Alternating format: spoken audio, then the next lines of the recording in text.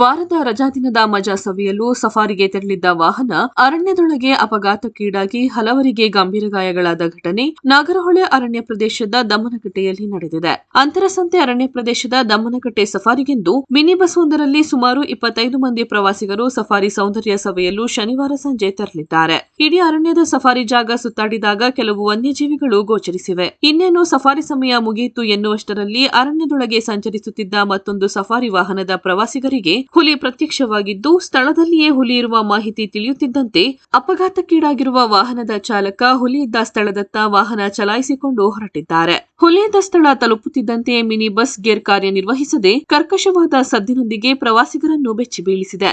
ಈ ಸಂದರ್ಭದಲ್ಲಿ ಚಾಲಕನ ಗಮನ ಗೇರ್ ಕಡೆ ಹೋಗುತ್ತಿದ್ದಂತೆಯೇ ಕ್ಷಣ ಮಾತ್ರದಲ್ಲೇ ವಾಹನ ಭಾರಿ ಗಾತ್ರದ ಮರಕ್ಕೆ ಡಿಕ್ಕಿ ಹೊಡೆಯಿತೆಂದು ಮೈಸೂರು ಮೂಲದ ಅಪಘಾತದ ವಾಹನದಲ್ಲೇ ಇದ್ದ ಗಾಯಾಳು ತಿಳಿಸಿದ್ದಾರೆ. ಅಪಘಾತದ ರಭಸಕ್ಕೆ ವಾಹನದ ಮುಂಭಾಗ ಜಖಂಗೊಂಡಿದ್ದು, ಸ್ಥಳದಲ್ಲೇ ಚಲ್ಲಾಪಿಲ್ಲಿಯಾಗಿ ಬಿದ್ದಿದ್ದ ಗಾಯಾಳುಗಳನ್ನು ಅರಣ್ಯ ಇಲಾಖೆ ಸಫಾರಿ ವಾಹನದಲ್ಲಿ ದಮ್ಮನಕಟ್ಟೆಗೆ ಸ್ಥಳಾಂತರಿಸಿ ಅಲ್ಲಿಂದ ತುರ್ತು ವಾಹನದಲ್ಲಿ ಎಚ್ಡಿ ಕೋಟೆಯ ಸರ್ಕಾರಿ ಸಾರ್ವಜನಿಕ ಆಸ್ಪತ್ರೆಗೆ ಸ್ಥಳಾಂತರಿಸಿ ಪ್ರಥಮ ಚಿಕಿತ್ಸೆ ಬಳಿಕ ಗಾಯಾಳುಗಳನ್ನು ಜಿಲ್ಲಾಸ್ಪತ್ರೆಗೆ ಸ್ಥಳಾಂತರಿಸಲಾಗಿದೆ. ಅಂತರಸಂತೆ ಪೊಲೀಸ್ ಠಾಣೆಯಲ್ಲಿ ಪ್ರಕರಣ ದಾಖಲಿಸಿಕೊಂಡು ಕಾನೂನು ಕ್ರಮ ಕೈಗೊಳ್ಳಲಾಗಿದೆ.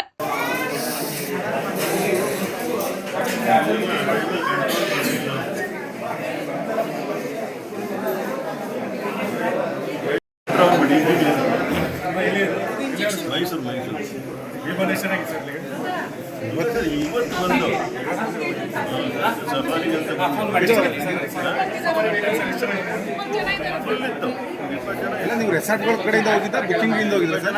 ಹೊಡೆದ ಏಟಿಗೆ ಹಿಂದೆ ಇರೋ ಸೀಟ್ಗಳೆಲ್ಲ ಕಿತ್ತು. ಇದು ನೀವು ರೆಸಾರ್ಟಿಂದ ಹೋಗಿದ್ರಲ್ಲ ಸಫಾರಿ ಕೇಂದ್ರದಿಂದ ಹೋಗಿದ್ರೆ? ರೆಸಾರ್ಟಿಂದ ಹೋಗಿದ್ರೆ ನೀವು ಆನ್ಲೈನ್ ಬುಕಿಂಗ್ ಮಾಡ್ಕೊಂಡಿದ್ದೀರಾ ಅಥವಾ ಅಲ್ಲೇ ಹೋಗಿ